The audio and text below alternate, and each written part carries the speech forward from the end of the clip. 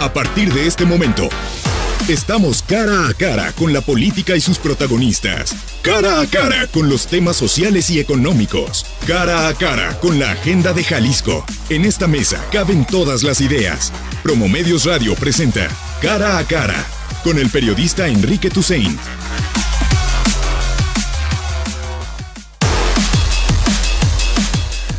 Estamos totalmente en vivo, en cara a cara. Se nos va la semana 23 de febrero. Te recuerda que tienes el WhatsApp a tu disposición, 33 18 80 76 41, para que comentes algunos de los temas del día. La inseguridad vuelve a estar en definitiva en el centro de la agenda pública. Si usted revisa los periódicos, las publicaciones del día de hoy, los debates en Jalisco, el centro de la discusión en este momento es el asunto de la inseguridad. Primero por el caso de los italianos que están desaparecidos y que todavía no sabemos nada sobre su paradero. Algunos ya asumen que su desenlace tal vez fue fatal, pero todavía no tenemos en realidad noticias ni explicaciones de la Fiscalía sobre su paradero. La Fiscalía ha dicho que dentro del análisis que ha hecho de los datos y de las pistas que tiene sobre su desaparición, han dicho que pues, datos que a mí me parecen realmente inútiles o muy poco útiles para saber exactamente, para resolver este caso. Primero nos dijeron que estaban metidos como con Fayuca, con problemas de ese tipo, que no lo puedo negar, pero pues no sé si es el momento de revelar ese tipo de cosas como para mandar un mensaje a la opinión pública de que su desaparición está más o menos justificada. Esta idea de que, pues, total, esos son asuntos que se dirimen entre criminales, como si no le tocara al Estado hacer investigaciones profundas y determinar exactamente qué sucede con este tipo de casos y de desapariciones. Entonces, estamos hablando de 3 italianos que se volvieron muy mediáticos a nivel nacional e internacional, pero estamos hablando de que Jalisco es el segundo estado con más desapariciones en el país.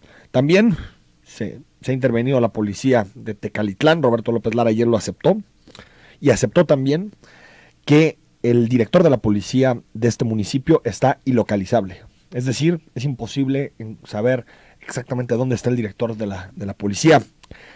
Podríamos estar frente a un grave caso de infiltración del crimen organizado, que solo toma relevancia cuando supimos lo del asunto de los ciudadanos italianos. Y otra vez el debate sobre lo que está sucediendo en algunas partes de Jalisco, algunas partes ingobernables. Nos fijamos en la zona metropolitana, que concluyó 2017 y el inicio de 2018 con indicadores pésimos en materia de combate a la violencia, aunque se quieran de pronto maquillar comparándonos con Tamaulipas o con estados muy violentos, con Guerrero, pero al final los datos están ahí, crecimientos prácticamente en todos los indicadores.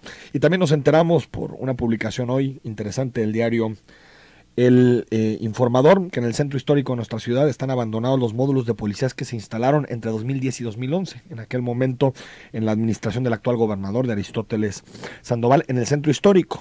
Hay que recordar que el centro histórico tiene índices altísimos de violencia y de inseguridad, sobre todo robo a peatones, robo a comercios, robo en la vía pública. Lamentable no solo por la inversión realizada en dotar estos espacios de la metrópoli, estos espacios de la ciudad, de unidades que permitan reaccionar ágilmente frente al crimen que ataca el centro y el corazón de nuestra ciudad, sino también porque pocas estrategias ha habido para poder recuperar el centro desde ese punto de vista. Se habla mucho de ciudad creativa digital, se habla mucho de intervenir el centro histórico para que volvamos a poblar el centro de nuestra ciudad, pero cuando vemos que ni siquiera este tipo de proyectos en donde se gastaron recursos públicos están funcionando, pues lo primero que piensas es que no hay demasiada voluntad para que el centro se vuelva otra vez un lugar habitable y un lugar que los tapatíos consideren para pasar su vida y poder tener una familia. Rosario Robles sigue siendo nombre propio en la crónica política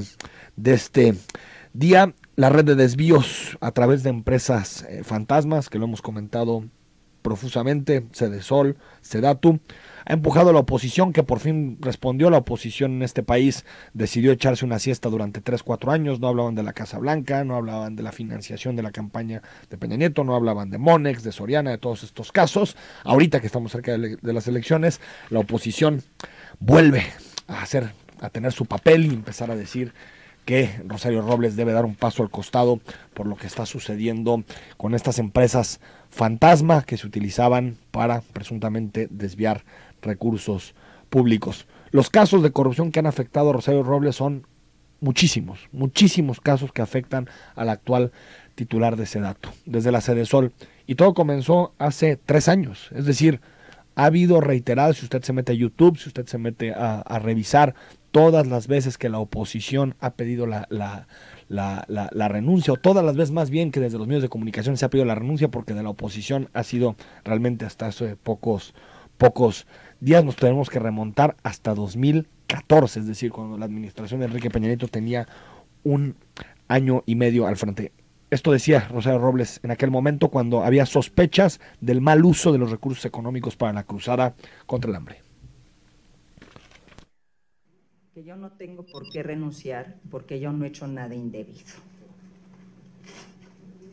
No he hecho absolutamente nada, ni estoy en esos videos, ni estoy en esos audios, ni estoy involucrada en lo absoluto. Así se defendía Rosario Robles en aquel momento con la utilización política, partidista y sectaria de los programas sociales de la cruzada contra el hambre, que fue el programa estrella de la administración de Enrique Peña Nieto para poder combatir la pobreza. Y sin embargo vemos los datos. Enrique Peña Nieto llegó con 53 millones de pobres en este país, y en este momento hay 53 millones de pobres, a pesar de que se cambiaron las metodologías para medir de otra manera el combate a la pobreza. No es un asunto de que Rosario Robles haya tomado el dinero con sus manos, no lo sabemos, eso tendrá que desprenderse una investigación. Pero yo creo que algo que falta de dignidad política en este país, que nos puede suceder en cualquier trabajo, pero sobre todo si te dedicas a la política, al gobierno, donde se supone que tienes que defender el interés público, es que cuando de tu dependencia, donde tú estás al cargo, donde tú tienes que supervisar que eso no suceda, hay desviaciones por miles de millones de pesos a empresas fantasmas, lo más digno es renunciar, sea el nivel que sea, y decir, mientras se investiga este asunto, mientras se llega a las últimas consecuencias para saber cómo se operó esta red de desvíos, doy un paso al costado en esta materia. Y así todos los casos del presidente Enrique Peña Nieto que se han venido acumulando, no hemos visto ninguna renuncia en su gabinete por casos de corrupción o por presuntas irregularidades en la administración. Hoy el periódico Reforma lo publica también, que se extraen de la Auditoría Superior de la Federación, testimonios de gente que trabajaba, por ejemplo, en la televisora hidalguense, la televisora pública de esa entidad, y que narran cómo en las reuniones se acordaban pues procesar ciertas facturas, productos, a través precisamente de estas instancias. No es un caso aislado, lo supimos en la estafa maestra y lo sabemos en este momento, es todo un sistema articulado para saquear las arcas públicas, es decir, darle la vuelta a la legislación que te exige transparencia en algunas cosas, pero que si llevas esos gastos a empresas subcontratadas, a instancias subcontratadas en el gobierno, te permite tener mayores niveles de discrecionalidad para determinar el gasto. El caso de Ricardo Anaya sigue presente en la opinión pública. Es impactante la celeridad con la que está actuando la Procuraduría General de la República. Ojalá así actuara en todos los casos que nos hemos enterado de corrupción política y gubernamental en este país, que están totalmente atorados en los archivos, en las carpetas que tiene la Procuraduría General de la República, por ejemplo, Odebrecht, un caso de presuntos sobornos que ya han tenido consecuencias en países como Perú o Brasil, donde han tenido que renunciar ministros, presidentes, primeros ministros, y sin embargo en México ni siquiera una carpeta de investigación por el caso de Odebrecht. Pero en el asunto Ricardo Anaya, la PGR ya llamó a comparecer, a declarar a Manuel Barreiro Castañeda. Es supuestamente el empresario que está detrás de toda esta maquinaria de lavado de dinero, que de acuerdo a lo que dice el PRI, favoreció a Ricardo Anaya. Parece que está fuera del país Barreiro, que está en Canadá, lugar exquisito y elegido por muchos corruptos de nuestro país para irse a proteger, y por lo tanto tendrá que decidir si viene o no a comparecer en esta investigación ante la CIEDO. Hasta el momento huelen muchas cosas mal en este caso, sobre todo por la alta presencia que tiene Barreiro en toda la transacción, en donde un grupo de abogados acusa a Ricardo Anaya de beneficiarse económicamente y por lo tanto para su proyecto político, pero en este momento no hay ninguna prueba o indicio que realmente vincule a Ricardo Anaya con esta red de lavado de dinero que operaba Manuel Barreiro a través de prestanombres, como por ejemplo el arquitecto Reyes, que al parecer fue quien le hizo la propuesta económica para la compra del predio en un parque tecnológico en Querétaro, el propio Ricardo Anaya. Mientras tanto, Jalisco, ¿cómo vamos? Ya lo escucharon con el señor Pablo Latapí, presentó su análisis titulado ¿Qué has hecho, gobernador? Un análisis exhaustivo, interesante, te recomiendo que lo busques, está ahí en internet, vienen muchos indicadores como para que tengas una idea más clara de la administración de Aristóteles, qué ha hecho bien, qué ha hecho mal, dónde ha habido avances, dónde ha habido retrocesos. En términos generales la cifra pues está clarísima.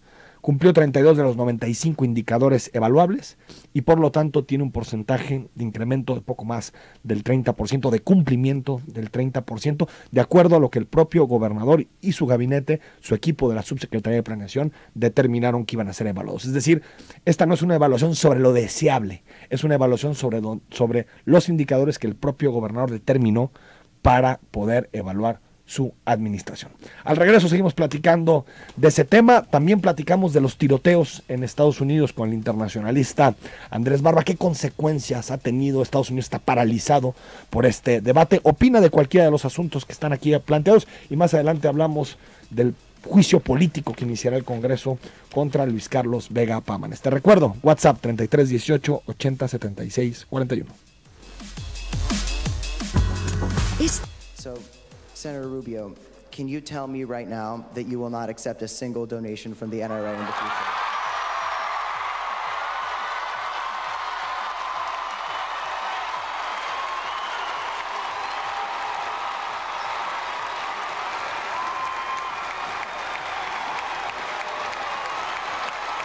I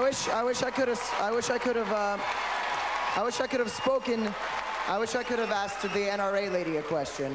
I wish the NRA lady I could have talked to, because I would ask her how she can look in the mirror, considering the fact that she has children, but, you know, maybe she avoids those. What is that? I'm sorry? I don't freaking know. That's okay. The question is about NRA money. So, number one, the positions I hold on these issues of the Second Amendment, I've held since the day I entered office in the city of West Miami as an elected official. Number two, no, the answer to the question is that people buy into my agenda. And I do support the Second Amendment. And I also support the right of you and everyone here to be able to go to school and be safe. And I do support any law that would keep guns out of the hands of a deranged killer. And that's why I support the things that I have stood for. Este fue un debate sobre un joven que le tocó presenciar lo que sucedió en Parkland, en Florida, el tiroteo, la muerte de sus compañeros, y le exigía al senador Marco Rubio, senador del estado de Florida, que no recibiera, que se comprometiera a no recibir dinero de la Asociación Nacional de Rifle, que lo que hace es cabildear, impulsar iniciativas que lo que hagan es proteger lo que ellos llaman en Estados Unidos la segunda enmienda, que es el derecho de cualquier americano a portar armas, y que por lo tanto hace muy fácil que distintos jóvenes, como el que al final hizo el tiroteo en Florida, Nicolás Cruz, puedan acceder armamento, por lo tanto que veamos estas tragedias tan regularmente en la Unión Americana. Andrés Barba es internacionalista de la UNIVA y tiene la amabilidad de recibirnos la llamada. Andrés, ¿cómo estás? Estimado Enrique, muy buen día para ti y para el auditorio. Oye, pues una tragedia, ¿no? Sin duda, una más de las múltiples tragedias que hemos visto en los últimos años en Estados Unidos, a partir de esta pues laxidad para que se tiene en la legislación americana para hacerse de armas. Ya sabemos que esta situación pues responde a una enmienda en la Constitución cuando fue creado el país, allá a fines del siglo XVIII, pero que en la actualidad la verdad es que se ha salido un poco de control, entre esas y otras medidas, ¿no?, que tienen que ver con estos temas. Ahora, Andrés, uno piensa, según el conteo del Washington Post, más de 200 personas han muerto en este tipo de hechos desde los años 60. La tasa de homicidios en Estados Unidos es la más alta de todos los países desarrollados. En 2018 ha habido 8 tiroteos que han resultado en muertes y heridos. ¿Qué pasa? ¿Por qué es tan difícil en Estados Unidos regular el acceso a las armas? Bueno, lo mencionabas en el comentario inicial, Enrique, es un tema que genera mucha polémica y mucha gente que protege este tipo de medidas y especialmente esta Asociación Nacional del Rifle, Sí. que es la cara, digamos, de toda esta estrategia que sigue el grupo armamentista en Estados Unidos, que es muy poderoso, pues es el país que más conflictos militares desarrolla a nivel mundial. No solamente son armas de fuego, digamos, individuales de las que tiene la gente aquí en México, por ejemplo, de las más comunes, sino son rifles de asalto, son armas, digamos, de gran envergadura, son también pues armas que raramente veríamos aquí en México en la posesión de alguna familia regular de una clase media, son armas del ejército y que sin embargo en ese país pues cualquier persona se puede hacer de ellas por esta segunda enmienda. Entonces, un grupo tan poderoso que vende tantas armas, que genera tanto dinero, desde luego debe de tener una plataforma de lobbying o de cabildeo, por decirlo así, también igualmente poderoso para defender esos privilegios. Oye, eso, desde luego, pues tienen el derecho de hacerlo porque la legislación de su país así lo permite. Sin embargo, los efectos que esto y otras medidas, como podríamos pensar en el descuido, en la revisión de si los chicos llegan con armas o no en las escuelas, digamos, medidas más internas en los planteles escolares, pero digamos, en el gran escenario nacional, estas medidas de la laxidad que se tiene para las armas a gran escala y de gran daño, pues, armas, digamos, sofisticadas, pues desde luego que generan una protección importante a algunos actores políticos para que los defiendan, ¿no? Y eso es lo que estamos viendo ahora con todas estas reacciones. La gran pregunta, yo creo, Enrique, es si toda esta reacción que estamos viendo en este momento será, como en otras ocasiones, una reacción pasajera, desafortunadamente, que tiene lugar durante algunas semanas, algunos meses tal vez, y luego el debate surgirá o llegará a otro tema que domine un poco el debate político en Estados Unidos y empiece a olvidarse nuevamente este tema hasta que llegue otra tragedia, ¿no? Que ahí está, ¿no? El acceso a las armas es fundamental, por lo que publica la prensa en Estados Unidos. Este senador Marco Rubio, al que poníamos la grabación, que es increpado por un joven y también por el papá de una víctima, este senador ha recibido o recibió para la última campaña $3 millones de la Asociación Nacional de Rifles. Estamos hablando de que tienen tal vez es el lobbying más importante, ¿será? Como el petrolero, Andrés.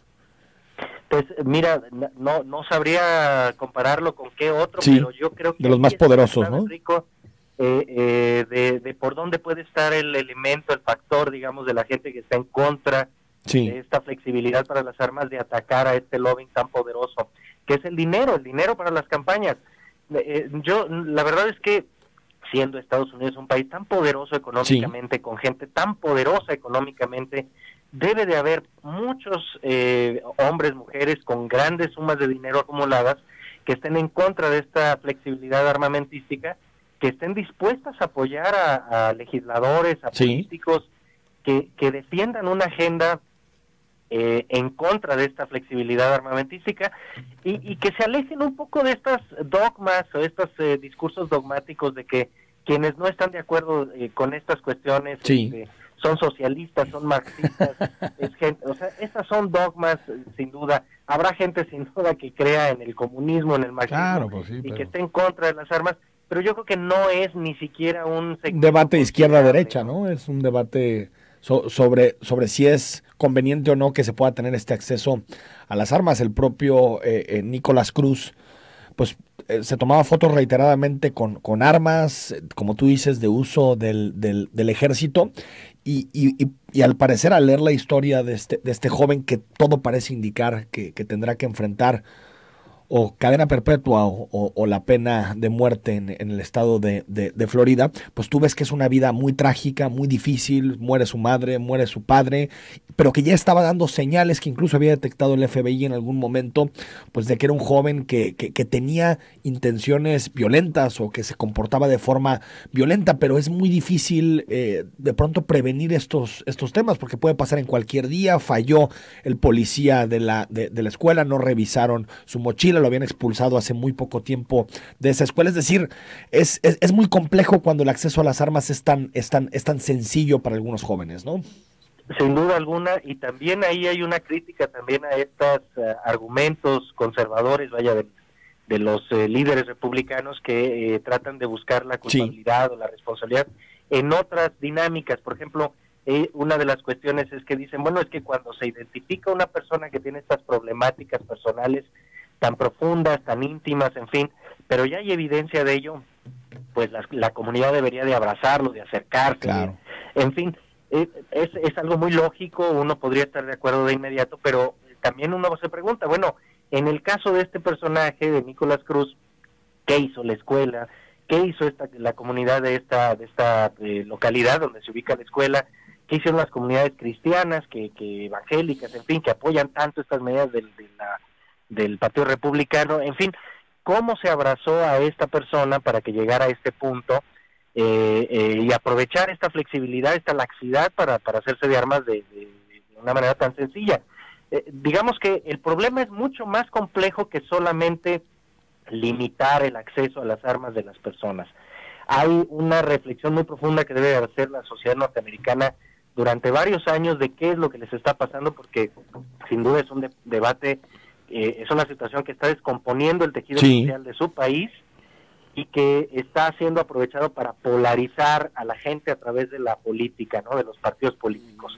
Un tema muy delicado, Enrique. Oye, Andrés, en el caso, ya para dejarte, en el caso de la reacción de Donald Trump, que lo primero que hace es hablar del FBI, que dónde está el FBI, porque está muy entretenido viendo los nexos entre su administración y Rusia, pero que se le olvida que tiene que intervenir en este tipo de casos. Incluso un estudiante le responde ese tuit diciéndole, pues, esperamos más de un presidente, que tal vez en algún día él no deba ser el actor principal, sobre todo cuando hay una tragedia. Y después se le ocurre esta cosa de armar a los profesores, a los maestros, para que puedan reaccionar ante estos casos.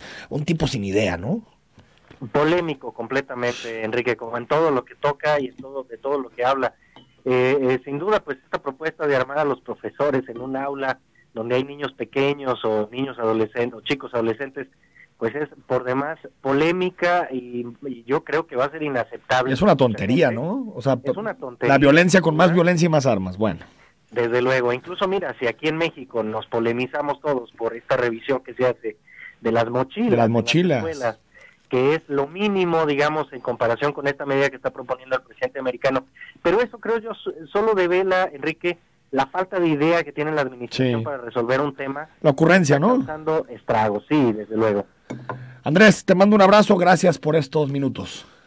Al contrario, Enrique, muy buen día para todos. Andrés Barba es profesor, es internacionalista de la Universidad del Valle de Atemajac. Por cierto, nuestro amigo Gustavo Lozano nos comparte, para quien esté interesado en profundizar sobre este asunto de las armas, la regulación y el cabildeo en los Estados Unidos, nos propone una película que se llama Miss Sloan, que está, supongo, me imagino que está en Netflix, que la puedes buscar. Es sobre el tema precisamente del lobbying de las armas en Estados Unidos, por si te interesa revisar más y profundizar sobre este tema que fue noticia internacional luego del tiroteo en Parkland.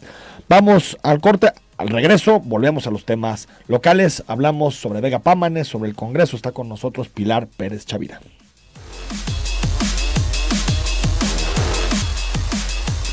9:37 a.m.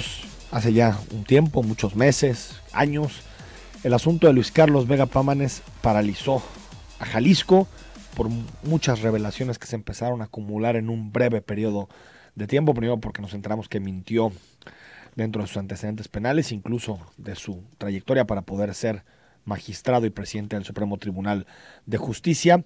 Luego también porque conocimos unas grabaciones en donde utilizaba un cierto tráfico de influencias para evitar que la policía de Guadalajara detuviera a una persona, y eso ocasionó que se abriera la caja de Pandora y que comenzara el debate sobre la idoneidad de Luis Carlos Vega Pámanes como el presidente del Supremo Tribunal. Eso devino en su destitución, tuvo que dejar el cargo y ahora enfrenta un proceso político dentro del Congreso del Estado vinculado a la Comisión de Responsabilidades, y su presidenta Pilar Pérez Chavira está con nosotros esta mañana. Pilar, ¿cómo estás, diputada? Muy buenos días, muy bien, Enrique, gracias por este espacio que nos brindas.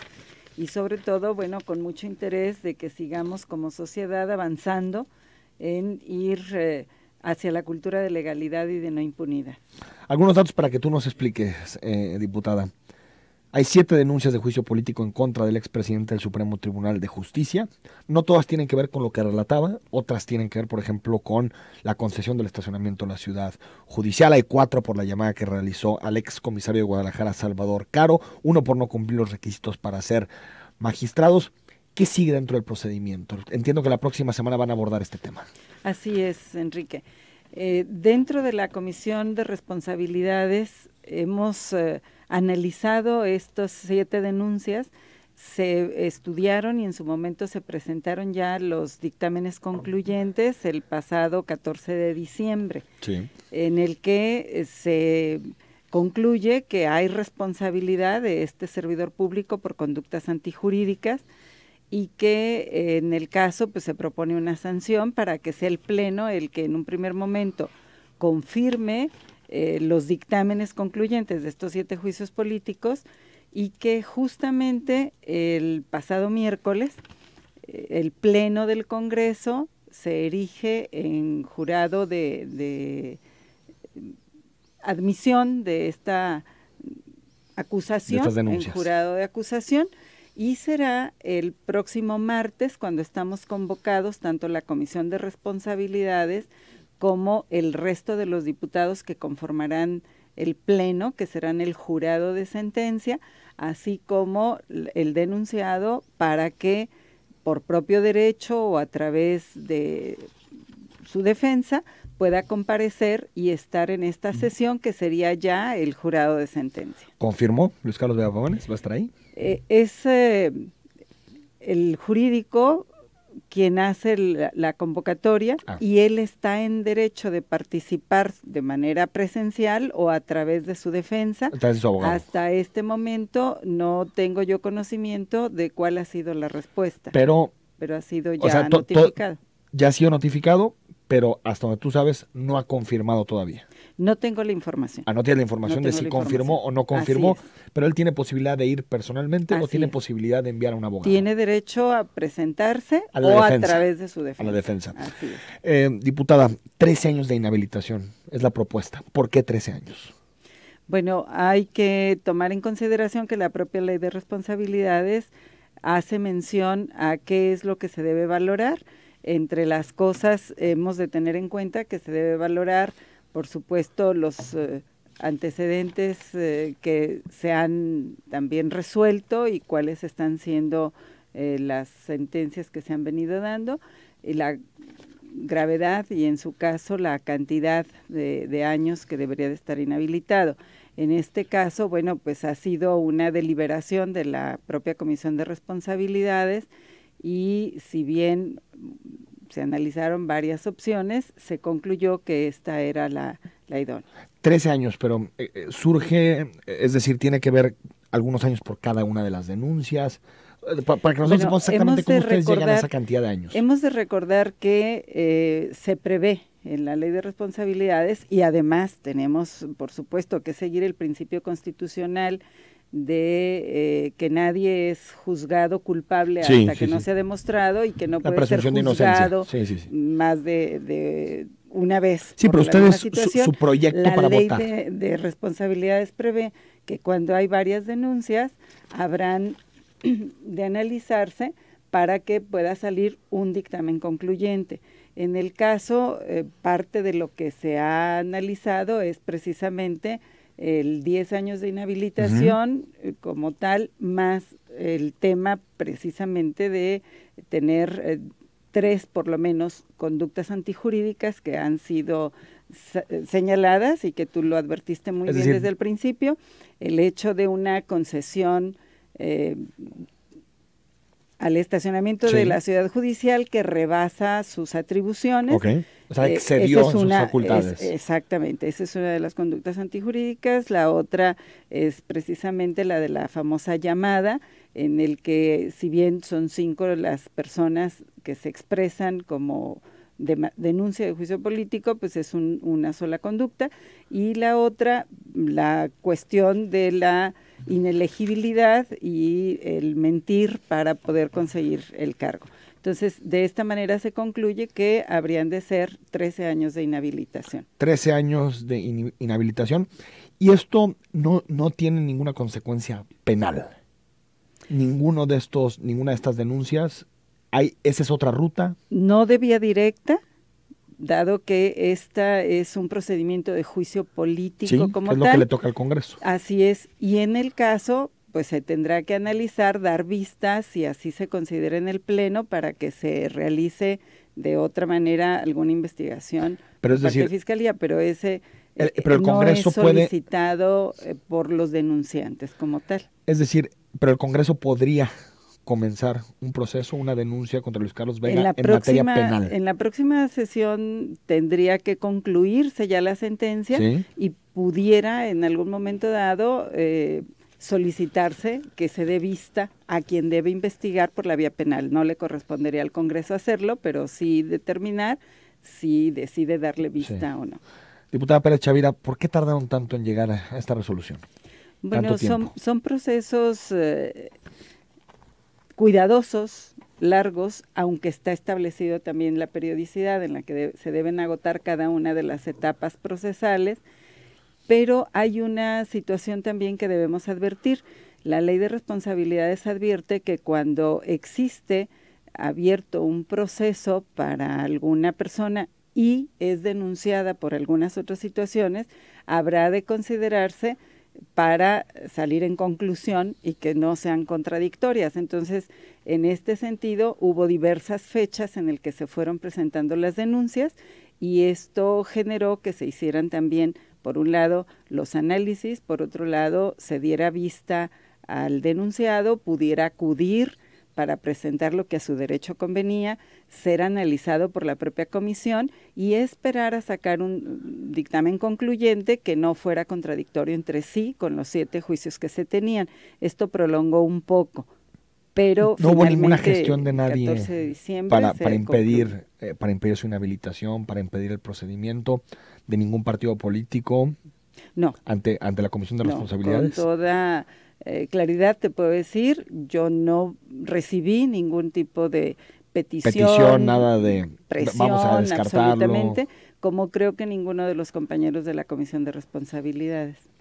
Es decir, el procedimiento fue largo porque se tuvieron que colocar las 7 denuncias, hacer un solo expediente, por lo tanto, eso fue lo que dar explica. Oportunidad a que se presentara su defensa, requerir las pruebas que nos habían solicitado. ¿Quién fue a defender a Luis Carlos Vega al Congreso ante ustedes, ante la Comisión de Responsabilidades? Con toda honestidad te digo, no recuerdo en este momento el nombre, ¿abogado? Pero sí es un abogado que él acreditó a través de sus escritos para que la Comisión de Responsabilidades pudiera recibir de parte de su defensor las informaciones, él personalmente en el caso, no fue. Los documentos. Él personalmente no fue. Personalmente no. ¿Cuál es el centro de su defensa, diputada, de la defensa de Luis Carlos Vega en estos casos? ¿Aceptó alguno, por ejemplo? Bueno, quiero decirte que hasta en tanto no quede en firme, yo no puedo ventilar lo que está dentro del juicio. Pero ¿sí? Es público, ¿no? Pero ciertamente hasta que esté en firme, que sería el próximo martes, podrá ser hasta ese momento podemos acceder a la investigación. Es conocido, por supuesto, por quienes están teniendo que ser parte de este juicio político, ¿verdad? Que son la Comisión de Responsabilidades. Entonces me dices que esto en este momento no es información pública. No es información pública como tal, pero sí es una información que lo será en cuanto causa Estado. Pero lo que sí te puedo decir es que todas las pruebas que fueron presentadas o todos los argumentos se valoraron para poder emitir el dictamen concluyente. ¿Y ustedes presentaron pruebas periodísticas para el asunto? ¿O cuáles son las pruebas? Bueno, lo que se tiene que conocer son las pruebas que hacen plenitud, pruebas plenas.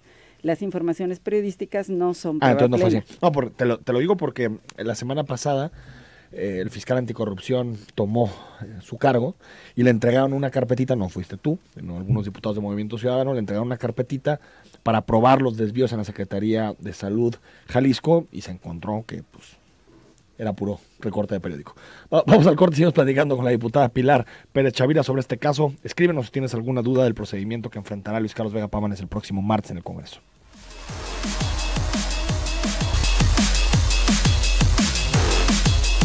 Bueno, la mañana con 54 minutos, se nos fue rapidísimo el programa. Ahorita leemos tus cuestionamientos y preguntas para la diputada Pérez Chavira. Diputada, ¿cuántos juicios políticos están en este momento atorados en la Comisión de Responsabilidades? Bueno, más bien desahogándose. Desahogándose o atorados, sí. Así es. ¿A qué horas, desde qué perspectiva se mira? Así es. Bueno, tenemos trabajando 3 juicios que serán próximamente circulados los dictámenes para su estudio en el caso aprobación, y se reciben nuevamente y se siguen atendiendo. Hay en este momento otros 6 que tenemos también en proceso. Bueno, recibidos, y que tienen que ser en algunos casos ratificados, otros casos radicados. El único que ha terminado en sentencia es el de la famosa ley de panteones, ¿no? Así es. El único que ha terminado en sentencia. Nos dice 9015, buenos días, Enrique. Yo no defiendo al expresidente del Supremo, pero el Congreso se va por la fácil. ¿Por qué no denuncias penales o por la vía que corresponda? Lo acusan de 3 casos: extralimitarse sus funciones como todo funcionario, hacer una concesión como Alfaro hizo con el CAT a favor de su familia, tráfico de influencias como Papá Leonel hizo en su momento, mentir para ser magistrado como muchos políticos para llegar a algún cargo público. La pregunta es, ¿y los demás funcionarios para cuándo su juicio político? Te hace la pregunta. Y me interesa también la primera parte, el tema penal que nos decías, que no está descartada esa vía. No, el Congreso tendrá que dar vista, pero no es atribución del Congreso.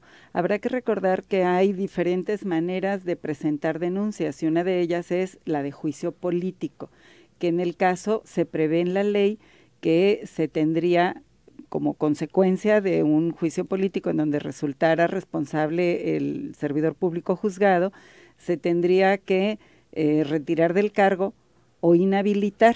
Es la manera en que se sanciona desde la ley de responsabilidades, sin detrimento de que hubiese un proceso distinto dentro de lo penal, que es otra instancia la que lo tendría que ver. Pero el Poder Legislativo puede iniciarlo.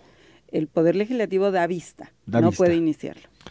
Adriana García dice, en 13 años lo tendremos de regreso, caray, y pensar que hay personas con muchos más años en prisión siendo inocentes. Bueno, no estar en prisión sería una habilitación de ocupar un cargo público. Es decir, en 13 años podría volver a la vida pública. En caso de que así sea la sentencia el próximo martes, podría volver a la vida pública en 13 años.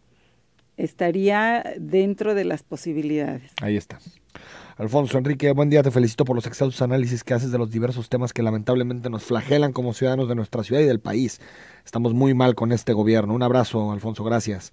Trini Sepien, que nos manda un mensaje, te agradezco. Antonio Noriega, ahorita te comunicamos eso. Francisco Robles, buen día, Enrique y audiencia. ¿Por qué no quitarle todos sus bienes y darle cárcel? Con lo que robó, vive sin trabajar. Lo repetimos, el Congreso tiene que hacer juicio político, es lo que le toca, responsabilidades de funcionarios públicos, ¿no? Y en no pueden meter a la apego cárcel, a lo que esté previsto en la propia ley de responsabilidades, no podemos excedernos. Eso hay que pedirle a quienes han estado involucrados en ese asunto que presenten la denuncia, ¿no? Es correcto. Con lo que robó, vive sin trabajar. Muchas gracias, Hugo Guevara. El señor Vega Pámanes se supo. ¿Y cuánto hay que saber de otros? ¿O a cuánto se protege? Si le rascan en varias secretarías, verán que esto no es nada. Puedes tener razón, Hugo. Quiero recordar que en el caso de juicio político es por denuncia de los ciudadanos. No tenemos facultades de ser nosotros, Ministerio Público, Fiscalía, y de iniciar de oficio cualquier investigación. Tiene que estar a través de una denuncia ciudadana. Gabriel Merlos, este próximo sábado 24 de febrero, todo el pueblo mexicano no cargará gasolina las 24 horas del día como protesta por el alza desmedida de la misma. Bueno, es una propuesta que está haciendo Gabriela a través del WhatsApp. Vanessa, buen día, Enrique. No entiendo. ¿Por qué cada sexenio dice la misma tontería como bandera? Combatir la pobreza jamás lo lograrán mientras estén, y nos ponen muchas ratitas. Bueno, fue una propuesta en su momento de Peña Nieto con esta cruzada contra el hambre. Llegó a su administración con 53 millones de pobres y se va con 53 millones de pobres. Es decir, no sirvió para nada. Francisco Alberto, buen día. Excelente programa como siempre. Es muy sencillo. Sobre los temas de desvíos. Soy arquitecto en una obra. Los albañiles no son los responsables, sino el arquitecto quien es el responsable de lo que sucede. Y por eso decíamos que Rosario Robles tiene responsabilidad por ser la titular de esas secretarías. Más allá de si ella se llevó el dinero o no, el ser responsable de una secretaría implica asumir responsabilidades políticas y públicas cuando suceden este tipo de cosas. Buen día, lo de Chayito era lógico. Gracias. Nos dice Guillermo, buenos días, Enrique, qué pena lo del presidente municipal de Tequelaitlán al pronunciarse como un hecho aislado. Sí, lamentable totalmente, Guillermo 7186, buen día. Sobre el tema de Luis Carlos Vega, se fue, pero al interior del tribunal quedó toda su gente. Supongo que eso es algo que ustedes no saben, ¿no? Diputada, si se quedó su gente trabajando ahí al interior del Supremo Tribunal. No, definitivamente no. Acordémonos de que hay autonomía entre los tres poderes. O eso se supone, ¿no? Diputada, gracias por haber estado con nosotros y ojalá tengas posibilidad en próximos días de acompañarnos para hablar del sistema estatal anticorrupción. Que es un tema que tú diste seguimiento, estuviste muy pendiente. Con muchísimo gusto, creo en él, tenemos que empujarlo, por supuesto perfeccionarlo, pero sobre todo seguir invitando a que sea la ciudadanía la que proteja, quien esté presente, porque son los catalizadores de todos los primeros pasos que estaríamos dando para que sea a través de los servidores públicos que combatamos la corrupción en un primer momento. Diputada, muchas gracias. Nos vamos, próximo lunes, 9 de la mañana, estamos en Cara a Cara. Soy Enrique Tucen, buen fin de semana.